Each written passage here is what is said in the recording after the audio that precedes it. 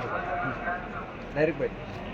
सहकार महर्षी शंकरराव मोहिते पाटील, कैलासवासी नामदेवराव जगताप, कैलासवासी गोविंदबापू पाटील, तसेच स्वर्गीय माजी मंत्री दिगंबररावजी बागल यांच्या विचारांना आज करमाळा तालुक्यातील आदिनाथच्या सभासदांनी अतिशय मोलाची साथ दिलेली आहे.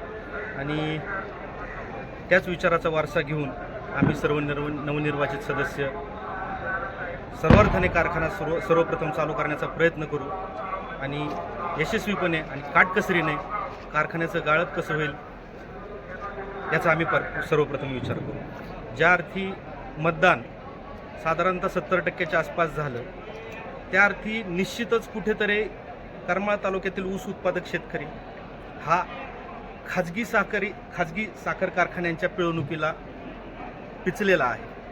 त्याच्यातून मार्ग मोकळा करण्याची ही त्यांना संधी होती आणि त्या संधीचा लाभ त्या सदस्यांनी सभासदांनी घेऊन आम्हाला आज विजय केलेला आहे. आम्ही निश्चितच त्यांनी जो आमच्यावर विश्वास दाखवला आहे त्याच्यासाठी आम्ही सार्थ ठरण्याचा प्रयत्न करू. बागल गटाने आपल्याला साथ दिली होती, शेवट असंही म्हटलं चाललं होतं, काय सांगायला विषय? निश्चितच त्यामुळेच मी आवर्जून स्वर्गीय मामांचं नाव घेतलं. त्यांच्या विचारांनी प्रेरित जो मतदार आहे त्या मतदारांनी बागल गटाने निश्चितच सहकार्य केलं आणि त्यामुळं त्यांचेसुद्धा मनापूर्वक आभार.